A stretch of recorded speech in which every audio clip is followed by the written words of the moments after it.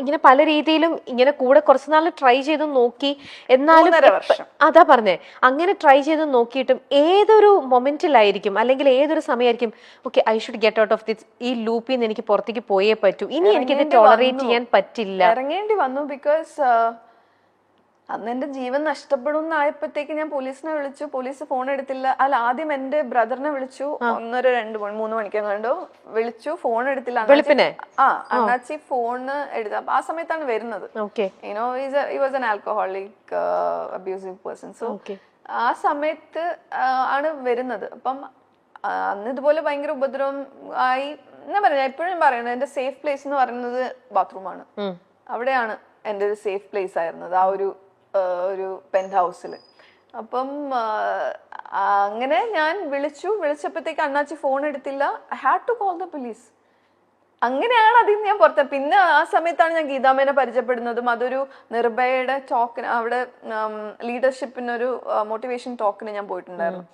അപ്പോഴും ഞാൻ പറഞ്ഞ ഈ ടോക്കിന് പോകുന്നുണ്ടായിരുന്നു. പല കാര്യങ്ങളും വിമൻ ലൈക്ക് എല്ലാ കാര്യങ്ങളും ഞാനൊരു സോഷ്യൽ വർക്കറായിട്ട് വർക്ക് ചെയ്തിട്ടും എനിക്ക് എങ്ങനെയാണ് അതിൽ നിന്ന് പുറത്തിറങ്ങേണ്ടതെന്ന് എനിക്ക് അറിയില്ലായിരുന്നു. അതെ, ഇപ്പം അപ്പൊ ഒരുപക്ഷെ ആദ്യമേ ഒരുപാട് ടോളറൻസ് ലെവൽ ഭയങ്കരമായിട്ട് ഉണ്ടായിരുന്നിരിക്കണം ശോഭയ്ക്ക്. ആദ്യം കുറെ ടോളറേറ്റ് ചെയ്ത് ഈ പറയുന്ന പോലെ വെയിറ്റ് ചെയ്ത് ചാൻസ് കൊടുത്ത്, ഐ മീൻ ഇനിയും ശരിയാവും എന്നുള്ളൊരു പേഷ്യൻസ്. എങ്ങനെ നമ്മള് ഫേസ് ചെയ്യും, ഫാമിലി എങ്ങനെ, പേരൻസ് എങ്ങനെ ഇത് ഉൾക്കൊള്ളും. ബിക്കോസ് ഫാമിലിയിൽ ആരും ഡിവോഴ്സ്ഡ് ആയിട്ടില്ല ഇതുവരെയായിട്ടും. അതുപോലെ തന്നെ സൊസൈറ്റീനെ എങ്ങനെ ഫേസ് ചെയ്യും നമ്മൾ ഒറ്റയ്ക്കാണെങ്കിൽ. ഒരാൾക്ക് അങ്ങനെയൊക്കെ എപ്പോഴായത് ഈ 3.5 വർഷം ബോൾഡ് എന്ന് പറഞ്ഞാൽ ഓക്കെ. ഞാൻ പറയില്ലേ, ആദ്യത്തെ ഒരു ഫസ്റ്റ് ട്രിപ്പോട് കൂടിയാണ് ഞാൻ ഒരു ഒറ്റയ്ക്ക് യാത്ര ചെയ്യാൻ തുടങ്ങിയപ്പോഴാണ് ഈ ബോൾഡ്നെസ് ഒക്കെ വന്നു തുടങ്ങിയത്. അതുപോലെ തന്നെ ഇൻഡിപെൻഡന്റ് ആവാൻ തുടങ്ങിയപ്പോഴാണ് ഈ ഒരു ബോൾഡ്നെസ് വന്നു തുടങ്ങിയത്. ഇതൊക്കെയാണ് ചില ഫാമിലീസ് ചിലപ്പം പൈസ ഉണ്ടാവും, ചിലവര് ഇൻഡിപെൻഡന്റും ആയിരിക്കും, ജോലി ചെയ്യുന്നവരായിരിക്കും, പക്ഷെ ചിലപ്പോ കുഞ്ഞുങ്ങൾ ഉണ്ടാവും, അവരായിരിക്കും അവരുടെ ഒരു ഫിയർ. ചിലപ്പം അവരുടെ ഈ പറഞ്ഞ പോലെ എന്താ പറഞ്ഞ പേരൻസ് ആയിരിക്കും അവരുടെ ഫിയർ. അച്ഛനമ്മക്ക് വിഷമാവില്ലേ, അല്ലെ സൊസൈറ്റി എന്ത് പറയും. അതുപോലെ തന്നെ ഈ പറഞ്ഞ പോലെ കുട്ടികൾ, മിക്കവർക്കും കുട്ടികളായിരിക്കും. അതുപോലെ തന്നെ സേഫ് ആയിട്ടുള്ള പ്ലേസോ സൊസൈറ്റി എന്ത് പറയും, അവരെങ്ങനെ കാണും. ഒരു ഡിവോഴ്സി ആണെങ്കിൽ, അല്ലെങ്കിൽ സെപ്പറേറ്റഡ് ആണെങ്കിൽ മറ്റുള്ളവർ ഇവരെ നമ്മളെ അറ്റാക്ക് ചെയ്യാൻ വരുന്നത് ലൈക്ക് യുനോ ഒരു സേഫ് അല്ല, ഒരു ഒറ്റയ്ക്കാണ് ഇതെന്ന് ജീവിക്കണം എന്ന് പറയുമ്പോഴത്തേക്ക് വരാൻ പറ്റുന്ന എങ്ങനെ അതിനെ ഹാൻഡിൽ ചെയ്യും എന്ന് അറിയാം. Fear, everything is like based on that fear. ആ ഫിയറിൽ നിന്ന് പുറത്തിറങ്ങിയാൽ ഫോർ മീ ലൈക്ക് എന്താണ് സക്സസ് എന്ന് പറഞ്ഞാൽ ആ ഒരു ഫ്രീഡം ആണ്. Freedom to take decision, freedom to eat what you want, freedom to wear what you want, freedom to express, you know, everything is that, you know.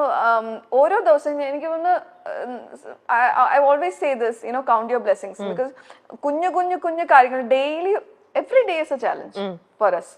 അപ്പം ചെറിയ എന്ന് പ്രോബ്ലംസും നമ്മൾ ഫേസ് ചെയ്യുന്നുണ്ട് എവറി ഡേ, അല്ലെ? ചെറിയതാണോ വലുതാണോ എവറി ഡേ ആ പ്രോബ്ലംസിന് നമ്മളൊരു solution കാണുമ്പോൾ അതൊരു സക്സസ് ആണ്. അപ്പൊ എന്നോട് ചോദിച്ചാൽ വലിയ രീതിയിൽ എന്താണ് നിങ്ങളുടെ സക്സസ്, ബാങ്ക് ബാലൻസ് അങ്ങനെ അല്ല. Every day when I am able to solve my problems, it's a success for me. രമ്യയാണ് എൻ്റെ കൂടെ ഓരോ പ്രാവശ്യം എനിക്ക് എന്താ അങ്ങേ അറ്റം ഞാൻ ഫിസിക്കലി എനിക്ക് എഴുന്നേക്കാൻ പറ്റാത്ത അവസ്ഥ വരുമ്പോൾ എന്നെ ഹോസ്പിറ്റലിൽ കൊണ്ടുപോകുന്നത് അവളാണ്. So she was there throughout, you know, she was with me. അതുപോലെ ഒരുപാട് I was blessed to have a set of friends or like sisters. നമ്മളിപ്പോഴും ബ്ലഡ് റിലേറ്റഡ് ആവണമെന്നില്ല, മനസ്സിലായില്ലേ?